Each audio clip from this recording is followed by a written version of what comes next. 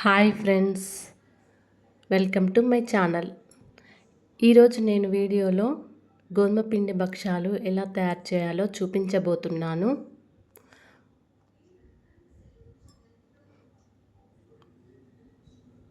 ముందుగా మనం ఒక గిన్నె తీసుకొని అందులో 1 కప్ వరకు శనగపప్పును తీసుకోవాలి.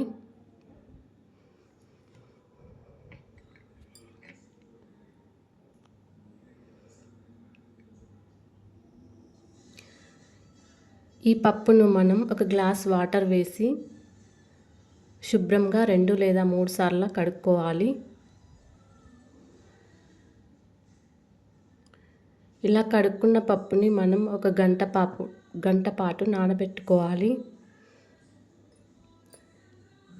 మనం వేరే ఒక బౌల్ తీసుకొని అందులో 2 కప్పుల వరకు గోధుమ పిండిని తీసుకోవాలి. ఈ గోధుమ పిండిలో కొంచెం సాల్ట్, 1 స్పూన్ నెయ్యి వేసుకోవాలి. ఇలా వేసుకున్న తర్వాత పిండిని బాగా కలుపుకోవాలి. 1 గ్లాస్ వాటర్ తీసుకొని కొంచెం వాటర్ వేసుకుంటూ పిండిని మెత్తగా కలుపుకోవాలి. చపాతీ పిండి లాగా కలుపుకోవాలి.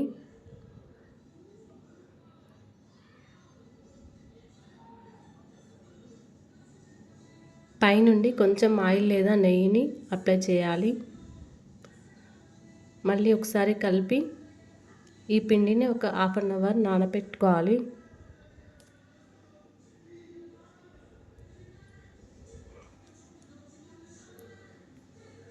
ఇలా ఒక ప్లేట్ పెట్టి పక్కకు పెట్టుకోవాలి. మనం పప్పుని కుక్కర్లోకి వేసుకొని 2 లేదా 3-4 విజిల్స్ వచ్చే వరకు ఉంచాలి. స్టవ్ మీద పెట్టుకొని 4 విజిల్స్ వచ్చే వరకు ఉంచాలి. ఇలా 80% వరకు మాత్రమే ఉడికించుకోవాలి.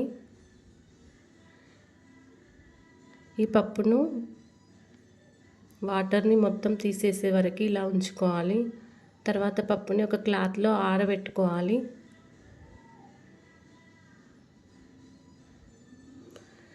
కొంచెం పప్పును తీసుకొని మనం మిక్సీలో వేసుకోవాలి. ఇలా మెత్తగా గ్రైండ్ చేసుకోవాలి.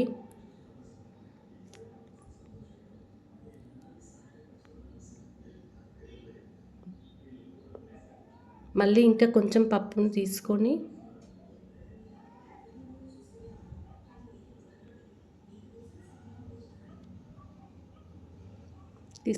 అందులో కొద్దిగా సోంపు, ఒక 5 యాలకులు వేయాలి. అలాగే మనం బెల్లం కూడా వేయాలి.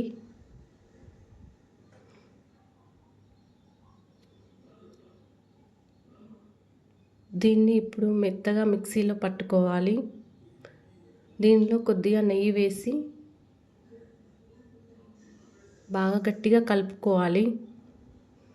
ఇలా కలిపిన దాన్ని మనం ఉండలు చేసి ఇలా పక్కకు పెట్టుకోవాలి.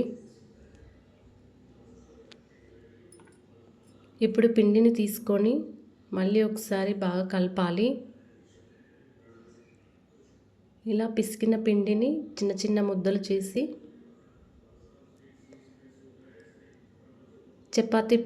చపాతీ లాగా చేయాలి. కొంచెం చిన్న సైజులో చేసి మధ్యలో ఈ పూర్ణాన్ని పెట్టాలి. ఇలా చేయాలి.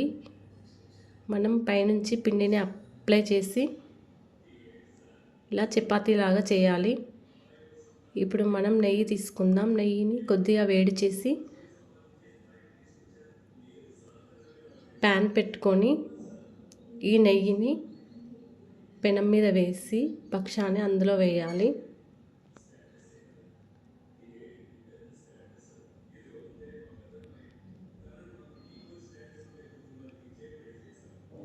పైనుంచి నెయ్యి అప్లై చేసి కాల్చుకోవాలి.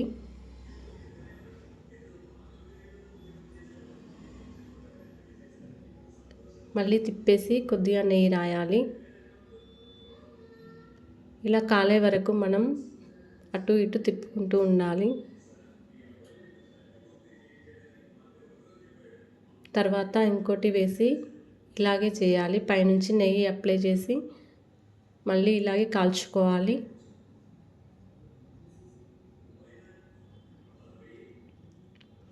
ఇలాగే అన్నీ చేసుకొని అన్నీ కాల్చుకోవాలి.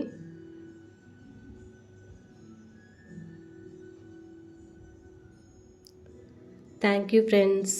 మీకు ఈ వీడియో కనుక నచ్చినట్లయితే షేర్ చేయండి, లైక్ చేయండి అండ్ సబ్స్క్రైబ్ చేసుకోండి.